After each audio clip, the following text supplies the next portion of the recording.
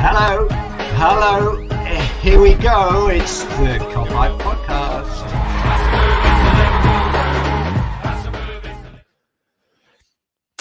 What's happening, everyone? Welcome back to another Cop-Eye Podcast. Just have a little chat about yesterday's game against Hertha Berlin. The big dogs coming back, Van Dijk and Gomez, and also the more recent news, which was about 32 minutes ago, where Trent has signed a new long-term deal till 2025. I'm Mick Moran, joined by Jay Pearson or Jimmy Cully, whatever. But we've just been saying he might change that, which might be. I need to change it. I can't wait for that. I can't wait for that. Honestly, people be like, "Who's this Jimmy Cully guy?" It's Jay Pearson. That's who it is. Oh, it's that prick who said he didn't know who Thiago was. Oh, mate. Yeah, nice to have you on again, Jay, lad. How are you doing, man? Yeah, good, mate. Good. Excited about that news about Trent. So yeah, it's really, really good, mate. So again, sorry, I've not been with my partner in crime on the shows, pal. But you've been doing a boss job anyway. But I've got my head knee deep in them three projects, mate. So yeah, I apologise for not being on the shows with you. No, every time I mention it, I'm like, I want to tell everyone who they all are. I was like, I can't mix up. Don't ruin Jay Jay's moment because he'll fucking kill you. Hey, you can ruin me anytime you want, sunshine. Anyway, that's already happened. We've been there, done that. So Trent. Trent. Well, let's have Yuki's in the comments. Morning, Yuki. How you doing? I don't know what time it is there. Probably, God knows what time. About 11? 7, 8 o'clock. 7:30, 8:30. Is it? Fucking hell. But Trent. Another 4-year deal extension. That's boss, isn't it? That's just. I mean, when people are like putting tweets online saying like a little writing emoji, you're like, is it going to be a new signing? It's like, it's not. It's going to be a contract extension, and it's like, obviously we knew that these players they're going to start getting rattled off, aren't they? Like Van Dijk and Alisson and Fab and Trent and hopefully Hendo as well. But to get Trent settled down for another 4 years, that's just boss news, isn't it, for everyone? Yeah, absolutely, mate. This was one contract extension we were never ever worried about, was we? We always knew Trent was going to re-sign, regardless of what people wanted to pick out of his little Rio Ferdinand interview the other month, when Rio was trying to pick his brains to try and get him to go somewhere else. Like, fuck off, Rio, it's never going to happen. So yeah, it was really, really good news, mate. I think it's good for the start of the season for him to get, and he deserves it, doesn't he? You know, he made his debut in 2016, I believe. Come on leaps and bounds, just shot right to the top of being arguably the best right back in the world. So made the position his own, made it a completely different position to what it normally is. He can play in a number of different positions, which I'm sure we'll see as his career grows. But yeah, great start to the season by tying Trent down. Yeah, I think like we said, just getting all these players tied down for a longer period of time is just goes. Like, just puts a more positive spin on what we're doing at the moment, and getting these, like, obviously these Scousers came through the ranks, and we don't want them to leave like certain other players have in the past. And obviously this season is quite a big one for us to kind of see where we're at after last year, and like, obviously we're going to touch on Hertha Berlin in a bit, but players coming back in, and hopefully that they can just look as good as they were in previous seasons. So let's have a look who we've got in the comments here. We've got Chris saying good evening, fellas. We've got Dan, as usual. Nice to see you again, Chris. Always there. Hello, Dan. Good times ahead for the boys in red. We've got Doug. Good afternoon, Hi, lads. Doug. Nice to see rival fans making compilations of Van Dijk slipping and being turned inside out by Jovetic. We're fucking massive. Seriously, he's back 20 minutes and people are sad. Yuki's just corrected us saying it's 9:30. Good morning. Yeah. David didn't with how do, lads. But yeah, let's have a little chat about. We've got moving you as well. Added me on. Put my Xbox on for the first time in about, must have been 6 months. It was like the dustiest pad ever. Turned it on. I was like, the layout's changed and everything. I'm like, what the fuck am I doing here? But yeah, I had a little go with Tomb Raider. I had a little go with GTA. Might have a little go with Crash Bandicoot in a bit. You know what I mean? Just crack all the games out and see what happens. But last night, lost 4-3 to Hertha Berlin. But obviously people were losing the shit a little bit, weren't they? Like you expect. There's always a certain section that I think they just do it for effect. It's obviously, it's a learning curve, and it's a training period. Hertha Berlin are probably, I think, 2 weeks ahead of us in terms of fitness, and they were bound to be sharper. And to be honest, like they did look good, but that 20 minutes of the second half, we were absolutely battering them. We should have and could have scored a couple, couldn't we, in that first part of the second half? Yeah, it was nice to see us score 3 goals. I'll be honest. It was always a bit of a struggle, wasn't it, in the last season of just getting goals and trying to get into that rhythm of scoring more than 1 goal or being desperate to get another one. So it was nice to see that. To be fair, I did enjoy that part of it. But again, mate, it's just a run out. You can't really fret yourself over a result and stuff like that. I think the timing wise with the way the transfer stuff's going on at the minute, plus it was getting beat, it just fuels people's agendas, which it's a nice, it's always a word that I like to use because it is true, mate. When we won the league, we got battered by Napoli and people kicked off, didn't we? We got battered by Napoli in a friendly and people kicked off about it. So, mate, don't give a shit. We got to see some faces that we've not seen for a long time. So it's a nice run out. So yeah. Yeah, definitely. I mean, we've got Colin there saying, "Hey, evening, gents. We've got 1892 Reds podcast, lads." And I was going to bring this up anyway, but Chris has already preempted me. The young Gordon fella looks a right player. Cade Gordon obviously came on for Mo, didn't he, towards the end? And it's fucking mad that he's only 16 because he just looks like he knows where to be, like in the box. Like I think Robbo whipped a cross in and he kind of like left his marker for dead and got his head on it, and was a good chance for him. But he just looks like a really good player already, doesn't he? And it's like that's one that a project type player where 16 years old, he's got so much footy ahead of him, and he's at a club like Liverpool and a manager under Jurgen Klopp where, I mean, you don't want to put too much pressure on him too soon because I think people do that even with Harvey Elliott and maybe Curtis Jones and even like 2 or 3 years older players like those two. But he's one that we can definitely look out for, isn't he, in the future? Yeah, I mean, I'm not even going to sit here and pretend that I know anything about him because that was the first time I saw him. So I'm not even going to pretend that I've got the fucking down low on him. Not a fucking clue. But without heaping too much pressure on him, good luck to him. That's all I'm going to say. Because the last thing I want to do is talk about him like he's another preseason wonder kid like Suso or Christian Nemeth. People like that where you're so excited by them, you think they're the next big thing, and then they don't turn out to be. But good luck to him because he did look good last night. So fair play. And again, seeing the influence of Harvey Elliott of what he's done at such a young age as well. I think he's in the right environment to do that as well. So and Curtis Jones as well. So good luck to him, and hopefully we do see that name on the back of the shirts of the first team and a regular place. Yeah, and I mean, you've just touched on Harvey Elliott there, which I was gonna bring up. Like I just thought I don't know if it's quite pointed that he started the game, but then you looked at Minamino also started the game ahead of Ox, and I would definitely have Ox as the false nine ahead of Minamino at the moment.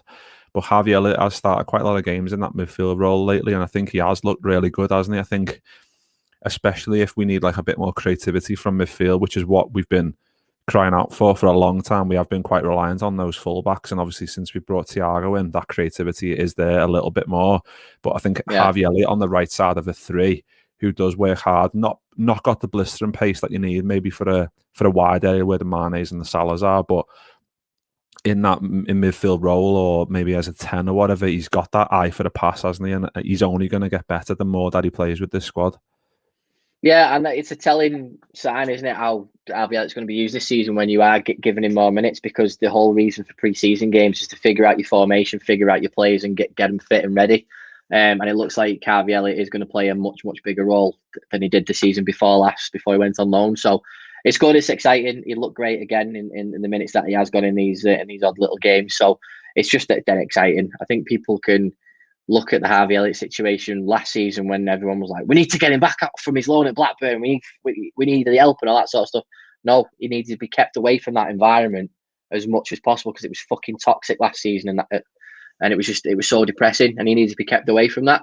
So, but coming in now with the squad the way it is now, it's really exciting. Yeah, and Chris has just said there, like, madam, you're seeing Jones in the underage games, and Dan's also said it reminds me of David Silva. Should definitely stay around the first team. That's a massive compliment for Harvey Elliott. You can see it, can't you? You can see, like, I mean, it's I don't know if it's unfair to draw parallels to those type of players who are fucking so good. The likes of, I think McAteer in the studio on LFC TV said something about Xavi and Lincoln and kind of liking him to him as well, which is, I mean, it's good to have those players that you can kind of see slightly that they've got similar attributes. But I mean, if he's fucking half as good as David Silva, we've got an absolute gem on our hands, haven't we? Because he is literally, he's absolutely quality, and I'm hoping that he does stick around this. He will, yeah, he will. He made too much of a fucking impact at Blackburn last year, mate, for us to go fucking hell. Yeah, he stays, and I think this is the thing about the depth of the midfield and stuff. And I do think we need another midfielder. I'm not even fucking going to go there with that, but I think adding him to the ranks and giving him that platform, the same way Jones took the platform and just grabbed it with both hands, I think he definitely sticks around, especially with Wilson going as well. Yeah, I think, yeah, exactly. And I'm especially if like speaking to Paul Gorst, like it looks like Shaqiri's going to be the next like out the door as well. So that like type of like midfielder, like number 10 or whatever, like right side of a 3 position that Shaq maybe usually took, then Harvey Elliott definitely takes that over him, because I think he's got even, maybe, I don't know if he's got more quality, but I think he's got more fire in the belly and definitely more impetus to like improve and to show that he needs to stick around, because he's a red as well. He's got that in his blood, so he wants to fight for the cause, and so that's going to be good to see as well this season. But yeah, Moving Eunice just putting the comments there. Good to see you already on your way to 2K subs. Yeah, I suppose. Yeah, it's. I mean, we've hit 1K, and then we had a bit of a flurry, to be fair, which is always good. And I think with the little projects that Jay's doing, hopefully that'll boost that a little bit more. I've got a few videos coming up next month, hopefully sometime, which will hopefully help that as well. So now it's, I mean, we don't really pay too much attention to that. We just want to like, we just enjoy doing this, don't we, Jay? We just want to put out good content stories that people may not know, or getting it, like maybe. Well, we'll talk about that at the end. We'll talk about it at the end. Okay, cool. We'll do a reveal of that later. But yeah, do what 1892 you said with the news of Trent. Do you expect another contract to be the next big news, or do you think it'll be a major signing? He loves a signing him. I tell you, he loves it. Good question though, Mick. I'm going to give you that one. I honestly think it'll be another contract to be the next bit bigger news. To be honest, it'll probably be like, I'm hoping it'll be Hendo. That's what I'm hoping. I'm hoping it will be Hendo at some point, but it probably will be the likes of maybe an Allison or a Fabinho. But getting these people signed to contracts, I mean, it's probably the biggest fucking cliche in the world, but it is as good as signing someone, because you're keeping these players on the books for a little bit longer. And even if maybe we, touch wood, fucking fall off the edge of a cliff, hopefully we fucking don't, obviously. Like, we've got these people tied down to long contracts and whatever else. But yeah, I mean, Kieran's just jumped in the chat there. Wait! Don't do it to yet. Don't go into it yet. We'll get there. And I'm giving it to you. Chris Kelly, as always, Chris, many thanks for coming back into chat, mate. We love you being here. Could Jones be back up to Manny on the left? You mentioned no great pace, but against deep lying teams, there's no space to. Yeah, absolutely. I completely agree with that.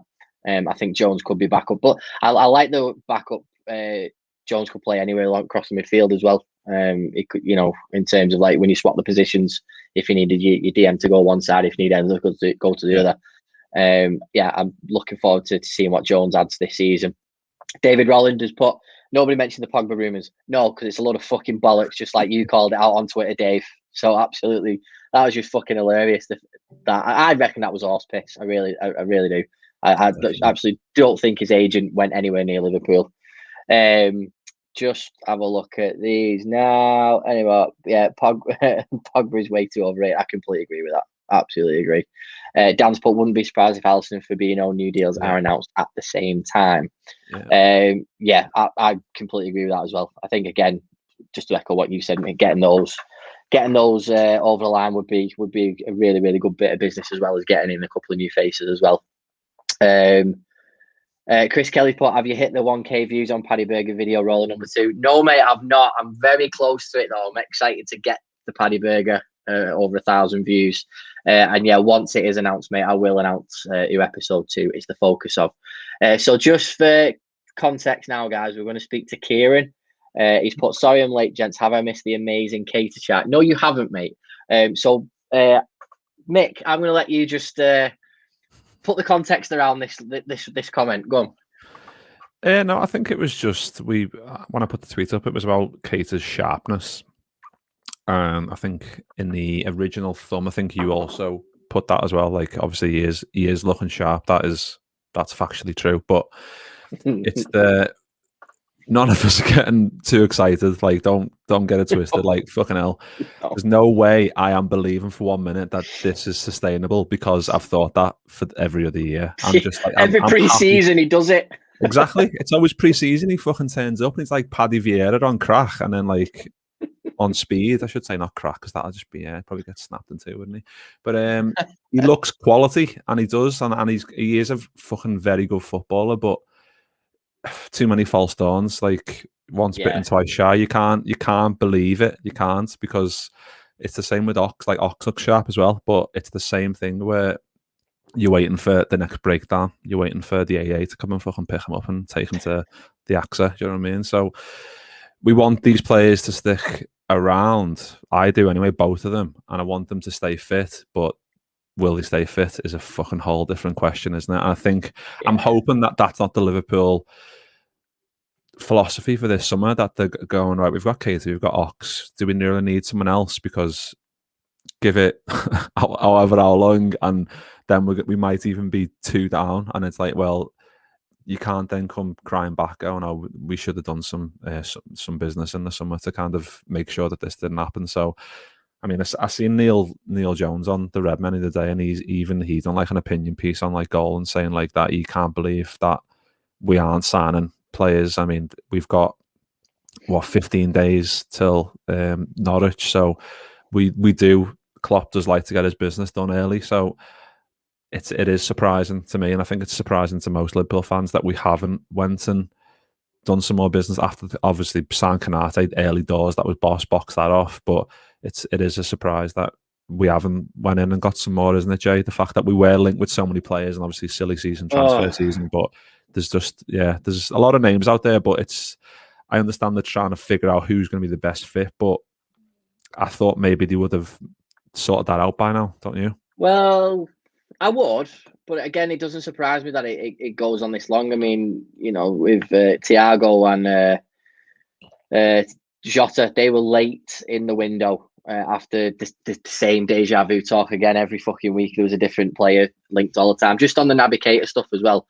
Cole's just put in Naby's our 2-minute bottle. Unfortunately, it's over far too quick. It's fucking too right. It is. He's drinking it. Fucking hell. Especially if Vinny's drinking it. Fucking too right, mate. It is. But no, it is, mate. And Naby Keita is always a false storm. It's the worst tease ever. Do you know what I mean? It's disgusting how bad the tease is, because he plays like he did yesterday. All right, it's against Hertha Berlin, but he had some good moments, and you think, right, that's the Naby, that's what we want. But we never get him. We never get him. He started well 18, 19, and then he dropped off, and then just hardness in him. Do you know what I mean? So I hold no hopes for him. I wouldn't be surprised if he was sold, and I wouldn't be surprised if he stayed. But as long as we bring in another body, so that comes round to your second part of your question, mate. I will get in a tiz about transfers once that window closes. That's when I'll start getting pissed off, and I'll start getting upset if we don't bring anybody in. I just don't.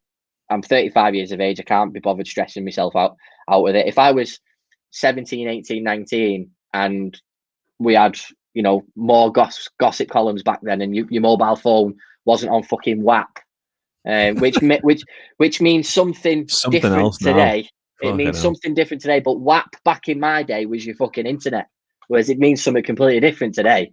Where you couldn't just get your rumours like that. Do you know what I mean? So I'll bring back those days for me. So I'll get myself in a tiz after August once the window closes. But my opinion on it, yes, mate, we need bodies. We need an extra midfielder and an extra striker or forward person. Yeah, I think it's just like, I know there's been a few like more common sense tweets on Twitter that I've seen. I can't remember who from, but someone said like, judge a transfer window when it's over, which obviously is good advice though. Like, don't judge it before when it's halfway through and we've still got loads of time left. Because I don't actually know when it ends, but do you know when it End of ends? August. End of August. Is it? All right, sounds. So we've still got another month, haven't we? That's what I'm saying. But I will be pissed off. I'll be fucking fuming if we don't bring in extra bodies. I really will. I understand the quota about we got to get rid of some foreign players first. I understand all that, and I think that's probably what's got to work done first. But it wouldn't surprise me if we get rid of a few more players now, get rid of some of them foreigners like Shaqiri and stuff like that, and then within a week or 10 days, we've then got another signing, because it wouldn't surprise me if those deals are being done right now and the timing wise. So it wouldn't surprise me if that happens. But we've got to get rid of some first before we bring someone in, not just from a quota perspective, but from a money perspective as well, because we've not got deep pockets. Yeah, I mean, that's what I mean. It might be a case of, I mean, speaking to Paul Gorsh yesterday, was it yesterday or the day before? I can't remember. He said like the Shaq deal will be done over the next week or two. So hopefully if it is the next week, then they're just waiting for that to tick over, and then they'll just go bang, here you go. Here's a signing that we've got pretty much wrapped up, but we can't announce it yet, obviously, till it's done. But where's that comment that Colbert before? He's saying something like, "Is Naby my new?" Where we go? Is Naby's Mick's new favourite? Absolutely not. No one can take Thiago's crown from him. He's gonna remain that for a long time. And then Yash has also put a comment in here about Tsimikas. What did you make of his performance, Jay? Yeah, I enjoyed it, mate. I did. I enjoyed it. That's all I've got to say about that, because I don't want to get too priest. The only thing I know about Tsimikas is, Costas fucking hell. That's it. That's all I know. So yeah, do you know what I mean? I'm not getting too heads up over it. Let's just see. But I said this a few weeks ago when you sort of do your season rating stuff. I can't judge Tsimikas at all because I've not seen him play. He's had a handful of minutes last season, and Robbo was that good, and we needed him that much because we were so fucking detrimental in defence. We needed Robbo, and he overplayed. He played way too many games, and he needed to, Robbo. But unfortunately, we got to that situation where we couldn't use Tsimikas because he was not at that level. But yeah, let's just see how he keeps going. If he can push Robbo, and then Robbo can get a break where we can play, not a so-called lesser side or a League Cup game, an FA Cup game that can give Robbo a break. That's what Tsimikas needs to do. So, yeah, I mean, my opinion on it, I think he did look good yesterday. I think he was always on the front foot. He's obviously trying to mirror what Robbo does, like always trying to intercept early, push on.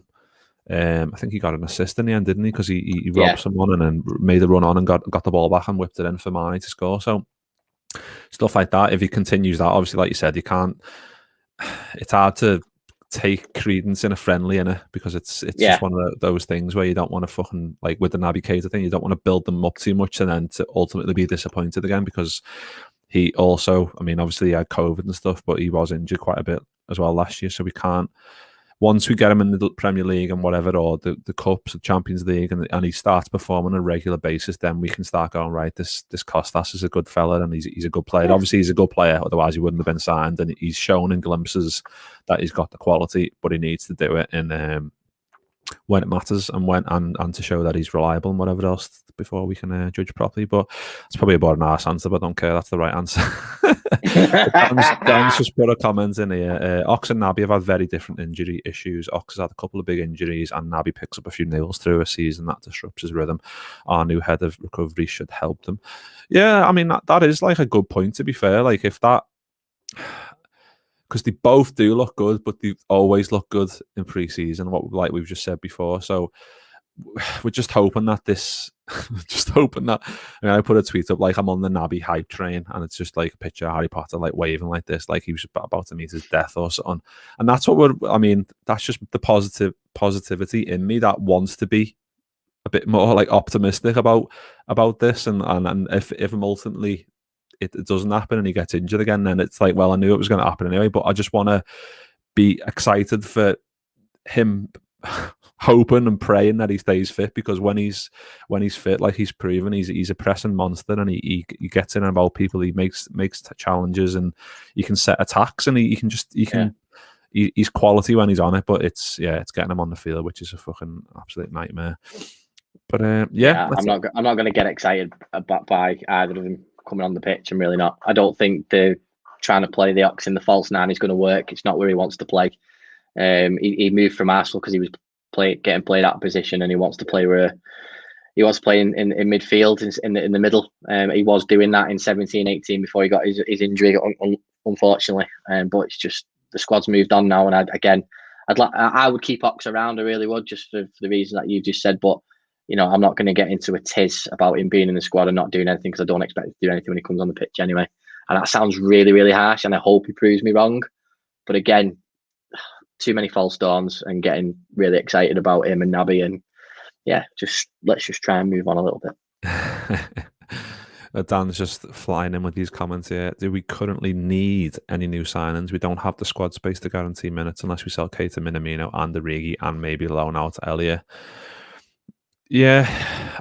Well, that's it. We've got to get rid of some before we bring anybody else in. Exactly. We have to do that. And I get what he's saying about the midfield thing, because we have got, an abundance of midfield. But again, what we've just said there is Keita, Ox tend to just keep getting injured. So like you said, mate, we've lost 2. We've lost 3 in Gini Wijnaldum, who plays 50-odd games a season. Minamino, we don't know what he's capable of.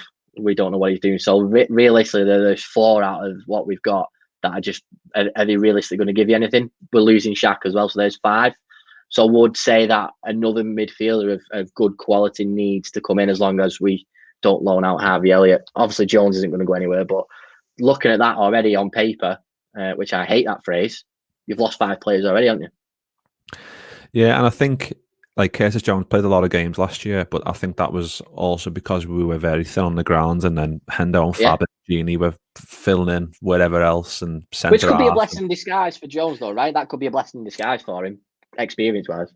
Definitely, because that's only going to stand him in better stead for this season. I understand it's not as sexy as it, we can give Jones more games, we can bring Harvey Elliott back from his loan and give him more game time. It's not as sexy as signing a midfielder that the fucking hundreds we've been linked to, like Basuma or Neuhaus or Renato Sanchez. You could fucking take you all day to reel them all off. But it's trying to find that fine balance with, like I said, if we do get rid of a Shaq and we don't know what's going to happen with Origi, there's Minamino, who obviously started yesterday and I think looked okay, scored a good goal, but is he going to stick around?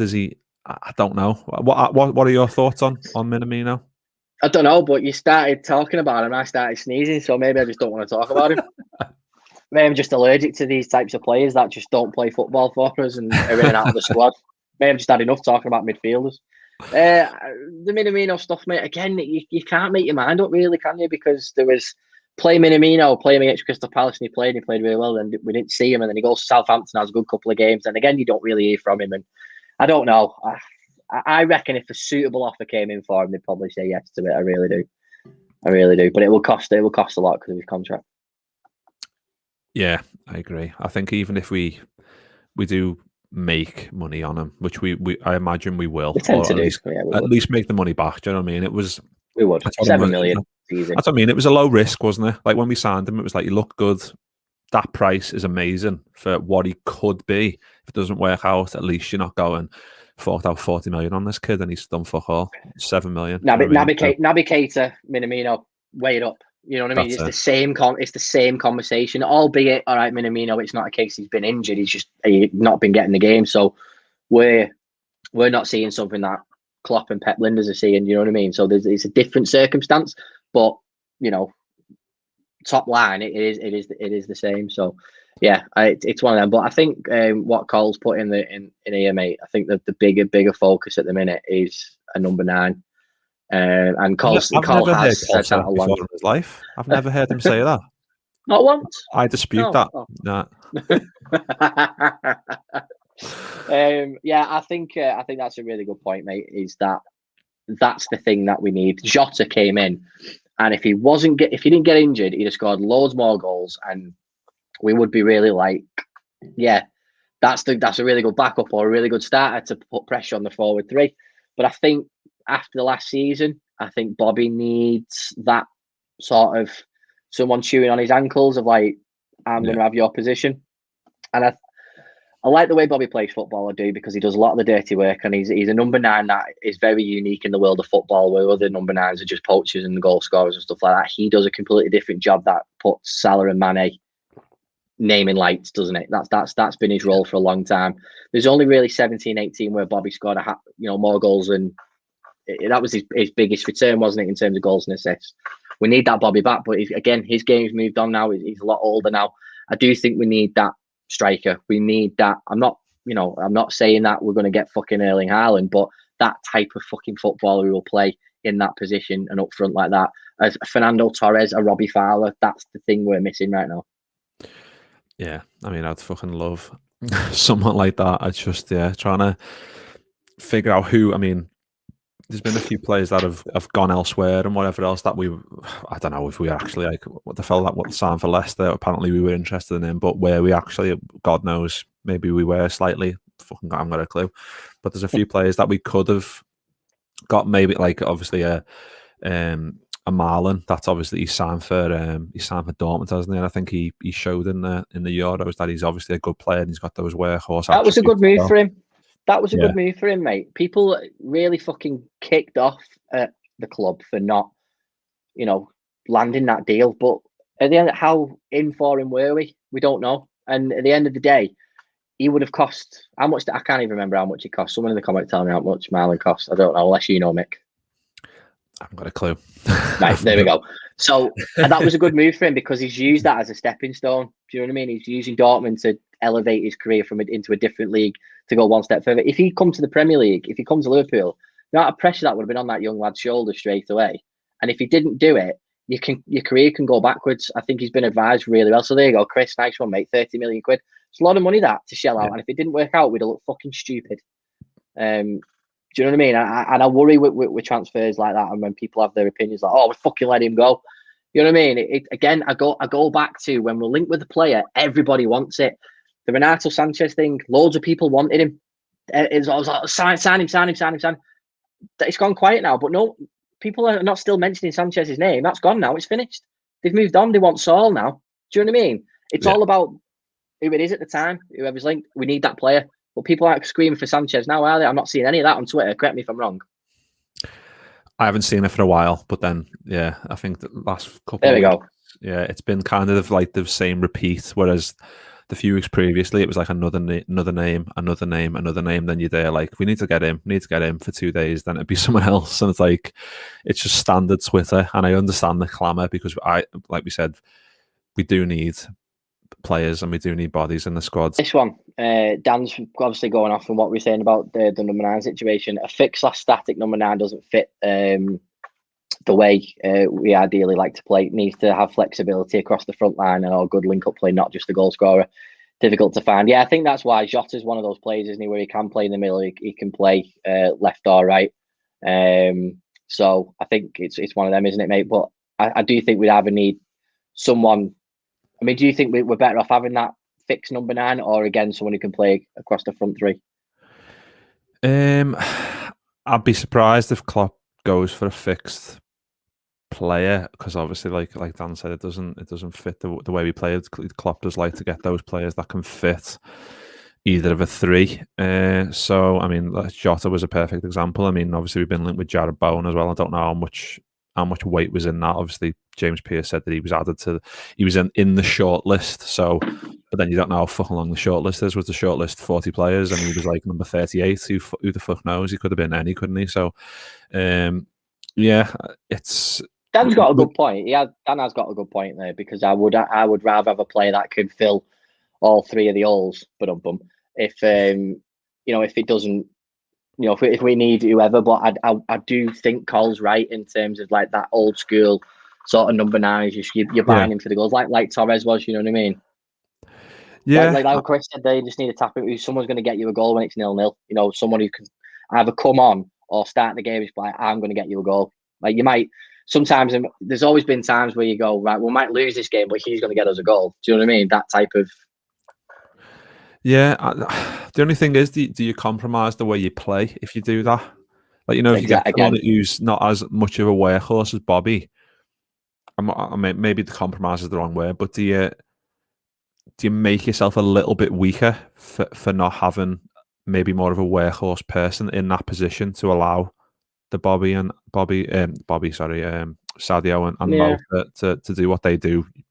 and have done for a couple of years. And I think it's a case of that we've kept them together for so long, so people are kind of going, well, when's it going to change? And then you watching Monday Night Footy and Carragher's going, well, look at all the trios over all the years. They'd only stayed together 3 years, and I think this is their 4th now. So I understand it's getting to the point now where it's like Jota's come in and he's freshened it up, definitely.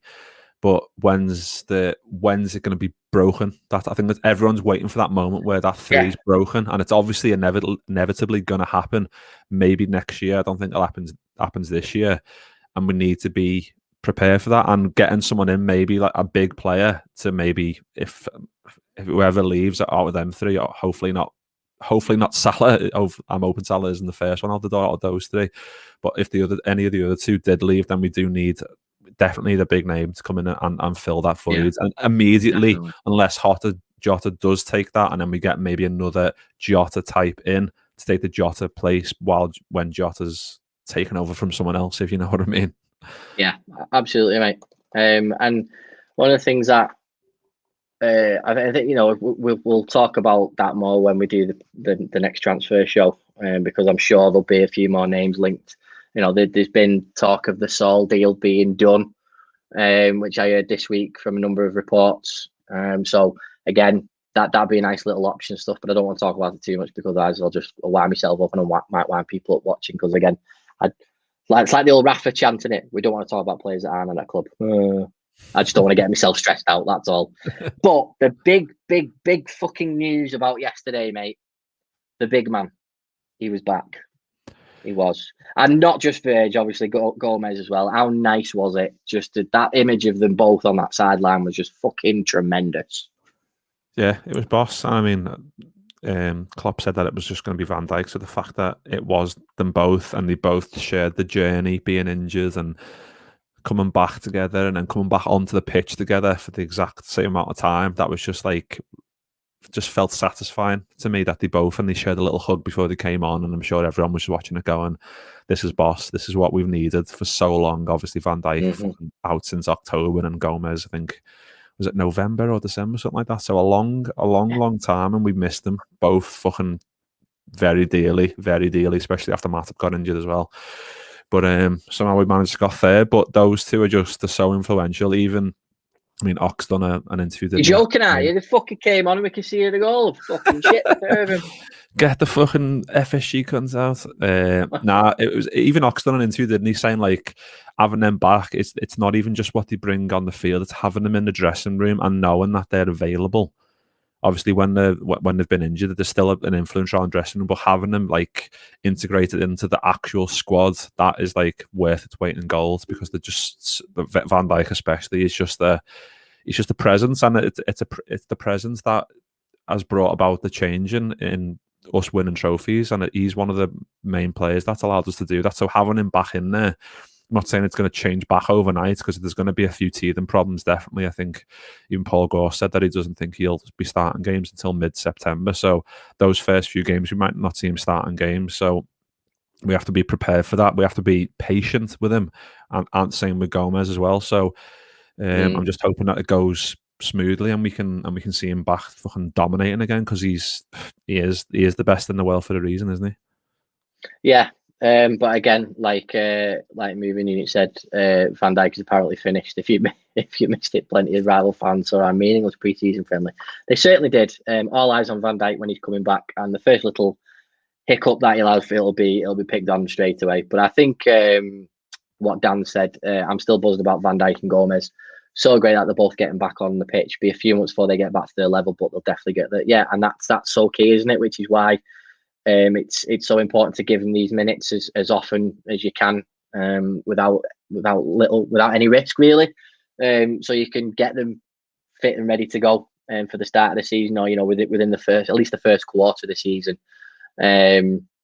Yash is there. Said I'd love to see the big man back as well, which brings us on to one of the comments that Yash said earlier. Because Yash, I didn't miss the comment, mate.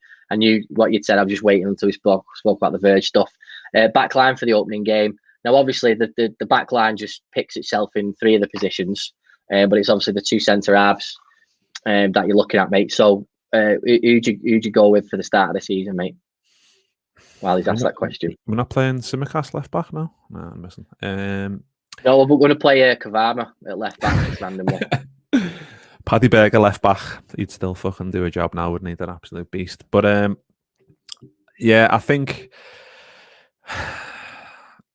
I don't know. I want to see Van Dijk back, but I just think, like I said, we need to be a bit patient. And I think Konate and Matip is the most sensible, isn't it? Yeah. It's the most sensible. And let's be honest, that as a pairing is still fucking boss. They're both massive. They're both quick. They're both good on the ball. And fucking hell, yeah. I mean, obviously Konate being in the squad quite early, obviously we got him in quite quick, is the best thing as well, because he's had Matip, Gomez and Van Dijk all in training with him as well, so we can get used to their quirks and which side he wants to play and whatever else, get used to playing with them. And obviously he's played alongside Matip a few times now, so just building that up over the next coming weeks can set us and put us in good stead for Norwich in 15 days time, because it's gonna fly by before we know it. We play in Norwich and we need to be ready for that. So I think, yeah, Konate and Matip is the easy choice. I mean, if Van Dijk started or Gomez, then we'd be like, fucking hell, this is a bit mad. But I think, yeah, I'd be surprised. Be surprised. I'd be surprised, mate. I think, when we look at Konate, there was, I'm glad we've got him in now. And I know there was talk about Konate coming in January, but Leipzig just didn't want to sell, and the price wasn't right. So we didn't panic and get in another massive centre half with big money wise. We played it clever because Klopp knew he'd get him in the summer. Same with Van Dijk. When we signed him, we couldn't get him in the summer, so we got him in January. They're very clever what they do, and I think getting him ready now, because he's played quite a bit in pre-season, getting him ready now and I do think that is the smart. You said the word you used was sensible, and that is the sensible option. You're playing away to Norwich, you'll be buzzing to get back in the Premier League again. I definitely think it's Matip and Konate, as long as Matip stays fit.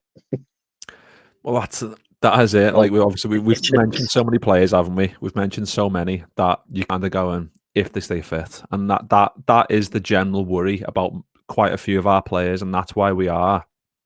Like we've said throughout this whole 40 minutes, we need those extra bodies just so we can, if need be, change a few players around and have that strength and depth a little bit more. Because like Matip, Keita, Ox, Simicast, there's quite a few players, probably more, that we know they're good, but we need to make sure they're fit. So it's tricky trying to get that fine balance, isn't it, between those? But Chris has just put a comment in as well about Kelleher in for Ali. Or is he back for the opener? I think their 3 weeks off ends next week. So, and same for Henderson as well. So I think they'll be back next week. So it times right. It does time it right. It does time right. Obviously, if they come back, say next Tuesday, they've then got like a week and a half to get themselves back integrated. Like it's not like they're a new signing. They're going to come back in. They're going to, obviously, the more time we can spend with Konate, if Konate does start, the better, because that, like we said, getting used to quirks and whatever else to get that little relationship building as early as possible is better. Like obviously, like the Van Dijk incident yesterday where he fell over and whatever else, it's better that it happened there than it happened in like the fourth game of the season or whatever, and we're like, oh fucking hell, why is it happening now? We'd rather get the shit out the way now, where this is the best time for it. So yeah, it's true. Well, if you look at it coming up now, obviously they've got the 2 games on the same night against Bologna. That's on the 5th of August. You've got a game at 3 and then a game at 5. There'll be 2 60-minute games, and then obviously you've got the back-to-back games against Athletic Club and then Osasuna on the 8th and 9th. So there's plenty of time for people to get used to the way we want to play. And I think that'll give us enough time for Ali to come back, because no disrespect to Kelleher, you don't want to start the season with Kelleher in goal. You want to start it with Alisson to keep your first choice 11 together as much as you can. You don't want any disruptions, and the last thing you need is any more distractions as well. Just on the word on the friendlies as well, if anybody's going to the friendlies, please make sure you're downloading your NFC passes to your phone. Otherwise your members cards won't work and there'll be no paper tickets either. So make sure you're doing the NFC pass. It's dead easy to get it on there. We've done it for our tickets for the season. So just if you are going in friendlies, make sure you've got your NFC passes. But enjoy it because it's fans back at Anfield, and I'm sure the fucking noise will be incredible. What else have we got in the comments? Ant Dicko, brilliant news. Notice we heard nothing. Hopefully we're doing the same with incomings. Yeah, exactly, mate. I think that's a good way to sum it up. Chris said, "Do you see a change of formation this season?" Klopp says about always wanting to be unpredictable. It's a good point. That I mean, we could touch on that for a good 25 minutes, mate. Really, couldn't we? Don't know why I said 25 minutes. That's quite specific. I could have said half an hour, or I could have said 15. I decided to say 25 minutes. I don't know why. But yeah, I think that goes back to what we were saying earlier about getting a number 9 in. Maybe you change the way you're playing. Yeah, being a number 9. So Klopp does need to do something different to be unpredictable. I'm sure he's got something up his sleeve, definitely. City in cheat mode if they get Grealish and Kane. Yeah, it's a bit depressing, isn't it? From one side of the fence where the signing players of Kane and Grealish, that's going to cost the best part of 200 million plus, probably. I think that. When the lying little bastard said, 6-7 months ago, we can't afford it. We knew that was a bloody Pinocchio tale anyway. So, yeah. But at the end of the day, City have been doing this for years. Prices are just going up. They've been doing it for years, and we've coped with it since the way we've built our squad. Always remember that they are getting those types of players. The team has to work together, though. We will still do our job, and we've done our job very, very well to compete with the likes of City and stuff, which is why I've got faith in this squad, but also obviously we do still need those extra couple of people. But very quickly, mate, on the Grealish and Kane stuff, go on, if you can be asked. Yeah, I think obviously it's like the Man United thing where you're looking across over your shoulder going, are they doing good business there? But you've also, like you said, you've got to have faith in what Klopp's doing. Obviously, Guardiola has got a boss squad and he's built it well, but he's got the finances as well. So it is literally like Ant says there, it is like footy manager. You just go, yeah, who's doing Bosch, Grealish, and Kane? Yeah, go ahead, sign both of them. 200 mil, there you go, lad. Sound. Have that and give us your best players and whatever. But it's like you said, you've got to fit them into that squad. And I don't know if, I don't want to say that like Grealish and Kane won't be great for them because obviously they're both good enough players and you can't think anything but that. But I just don't know if. Yeah, I don't know if they're both the best fit. I don't know if it's just a case of them going the best two of the best players in the league last year that done really well. Can we just sign them and just see how we fit them in? Whereas the Klopp way is kind of identify a player, know that where he's going to be, know exactly what he's going to be doing. Very, very targeted in that regard. Whereas I think theirs is more like throw a blanket over and go ahead, we'll take whatever comes through this net, whatever. Do you know what I mean? So yeah, it's just a different way of operating, and it is frustrating. I understand the frustration for Liverpool fans on Twitter and on social media and whatever. I understand the frustration because I have it as well. Where I'm like. United signed Sancho. Oh, fucking hell, we would have been good if we would have signed Sancho. Imagine Sancho under Klopp and like just all those like conversations that you could be having, like seeing Sancho and Liverpool kit would be boss and whatever else. But it's just you've got to throw your business hat on and just think that obviously it's not going to happen with FSG in charge. And I'm not saying I don't want FSG in charge because obviously they delivered us via Klopp a lot of trophies and whatever, but. It's not the way they do business and conduct business, and I don't think Klopp really that's the way he does business. And I mean, he's been at clubs like I've said probably hundreds of times, like Dortmund, where he signed the likes of Lewandowski and Subotic and Hummels and Piszczek and players like that. Where you go, who the fuck are they? And he signs them for buttons and makes them into the players they are. And I think he enjoys that part of footy. He enjoys seeing a player that maybe. Other teams have looked at and go, nah, I don't think he's good enough, and he picks them out and goes, yeah, I can chisel away at this and turn this fella into a diamond, and he's so good at that. So yeah, spot on, mate. I don't want to be like proper cliche and just be like trust the process, but yeah, trust the process and just see what happens. Because I mean, we're going to be obviously involved in a lot of conversations with a lot of players. You just need to. Just sit back and relax. Like anything you read, just go, yeah, it's good with being linked with this player, but is it actually going to happen? Is it going to happen when you're seeing like fucking links with Chiesa for 80 million And like players like that, maybe they might throw the rule book out the window at some point, FSG and Klopp, and go, right, like I said earlier, where if we get rid of a Mane or a Bobby or a Salah, God forbid, if we do that, they'll have to just go like Coutinho. They got rid of Coutinho, they signed Van Dijk and Alisson. They went straight back in, bang, goalkeeper and centre half. That's what we need. If that happens with a bigger player, maybe next year, then they're going to have to do the same. They're going to have to literally throw that cash straight back in and get another player straight back in who's as good as who can be good as in a year's time. I was like talking for 50 minutes there. Fucking hell. I want that to happen. I want someone to make moving unit. Lee, if you're still in the comments, mate, make this fucking t-shirt for him. Needed to mix phase on. Trust the process. Yeah, absolutely. When I say stuff like this, I don't want to get clipped and called a fucking top red just for like being like middle of the road and like just not being like Mbappe or you stood all fucking dead. Do you know what I mean? I just oh, Carl, fucking spot on. Oh no, I don't want that. I don't want that shit. You are. Yeah. Do you know what? I should edit the video. Well, the movie I made, Carl, of us going the match and shove that bit in of Mick, shouldn't I? For the rest of the Meisters, we should definitely do that. Just and Lee like a really like loud echo, like trust the process. Like yeah, something like that. Yeah, and Lee still is saying he's here. So yeah, just gonna throw it out there, Lee. Could be a shitty little t-shirt. Don't make it amazing like your normal creations you make. Speaking of which, where's that tape fucking t-shirt, Lee? I want that tape t-shirt. Hurry up! I'm dying for it. Cole says, "Soz, mate." It's quite funny that. Right, so we've done nearly an hour there, and the comments have been fucking brilliant tonight. And yeah, we have seen that, mate. We're going to talk about it on the show early next week, because I do believe that stuff's going to carry on over the weekend. Barcelona, Juventus, and Madrid still talking about it. As long as we don't fucking jump in back of that, couldn't give a flying fuck, mate. But yeah, they're idiots, aren't they, mate? Mick, what have you got coming up on the podcast?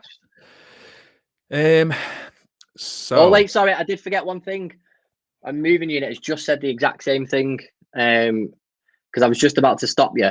Congratulations, by the way, mate. Yeah, congrats. That was absolutely fantastic news. I'm sure loads of people in the comments know about Gamerborn, the website, and moving unit and the work that he does. And he has been quiet a lot recently because he's just had a baby, mate. I'm just, massive congratulations to you and the family. And yeah, fair play, mate. But yeah, don't bother making the t-shirt. That's more important. But yeah, great to see that the siblings are bonding already, mate. So fair play, mate. And but yeah, still no fucking excuse. Get that tape fucking one sort. You've been fucking on it for too long, yeah.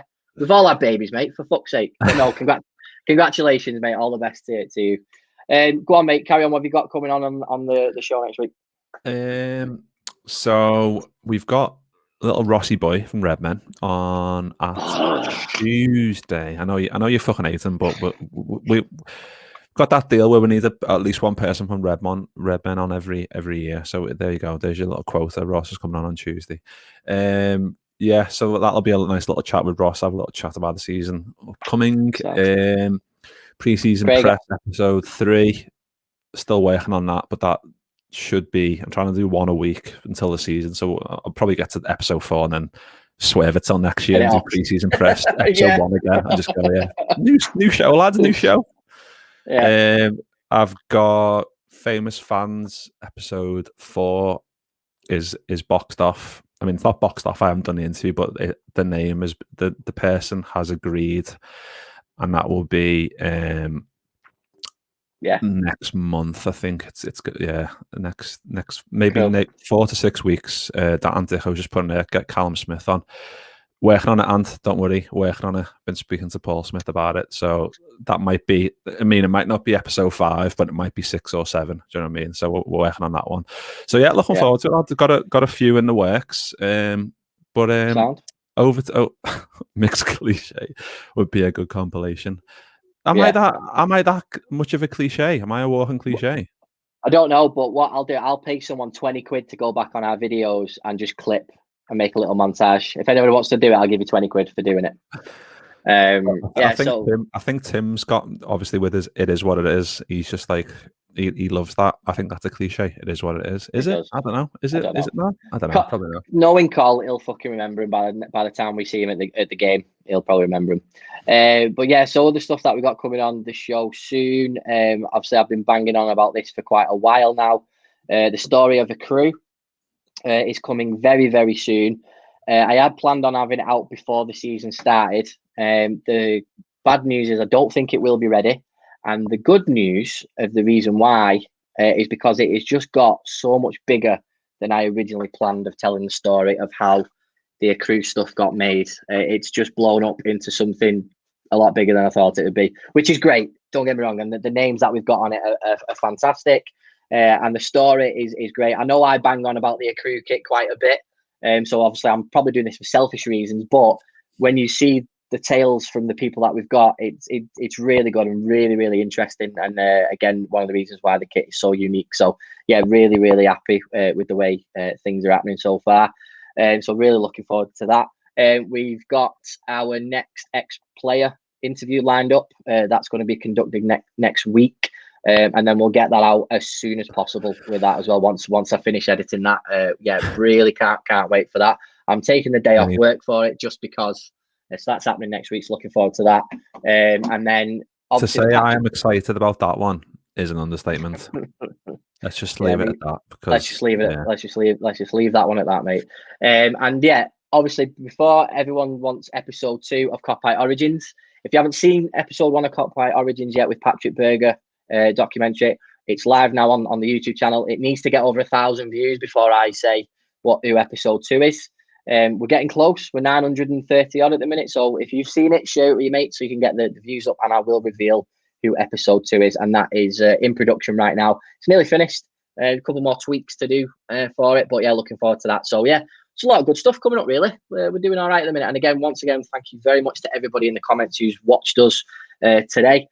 Constantly supporting us as well. You know, we made up that we got over that 1,000 subscribers. We really, really appreciate it. And yeah, we just keep liking and sharing our stuff. And Dicko has spoiled it. It is. It's Christian Poulsen. You bastard. Why the fuck did you spoil it? How the fuck did you get that? How did he get that? I just want to... But yeah, actually just put a comment there. One day Stevie G is going to be on this podcast. Yeah, I fucking... Well... That'll be Mick's fucking wet dream. That he'd love that. I would retire. I mean, I'd do the interview and happily die straight away. That's how convinced I am. If you wouldn't do it, you'd just be sat there with your mouth open, going. Honestly, yeah, that would be unbelievable. Paul Konchesky. Well, to be fair, mate, he's here. Shittest left back ever. Yes, again, thank you very much. So we are going to reveal that stuff. We are very, very busy over the next couple of weeks. Can't wait to share all this stuff with you. And yeah, just keep liking and sharing our stuff, guys. We really appreciate it, because the more you guys do that, the more it gives us the kick up the arse to create different stuff. And we want to be quite different compared to what other channels are doing. We don't want to just do the same stuff all the time, which is why we're doing these different bits and pieces. But we really, really appreciate it. Right, it's 6:30 on a Friday, mate. Let's let these people go and have a beer. Enjoy their fucking weekend. We will as well. We love you all to pieces. And yeah, go on, Mick, say your cliche famous line. I was going to say, make sure you like the video. I was going to say, yeah, they'll do that anyway. No, I want to tell them to like it. Because I mean, this is a cliche. Maybe asking some people. There we go. It's a cliche to ask someone to like a YouTube video. I'm fucking there already. Ba-boom, tish. Yeah, and if you haven't subscribed, then do that and share it as well, the video. I mean, obviously we've been chatting a load of different shit here, so someone might turn it on and go, who are these fucking little cunts chatting shit about FSG and whatever? What kind of creed? What have they got to say about it? But yeah, yeah. Well, I mean, we'll see you very, very soon. Not next time. No. We'll see you very soon. We'll see you next time. You've changed it, bastard.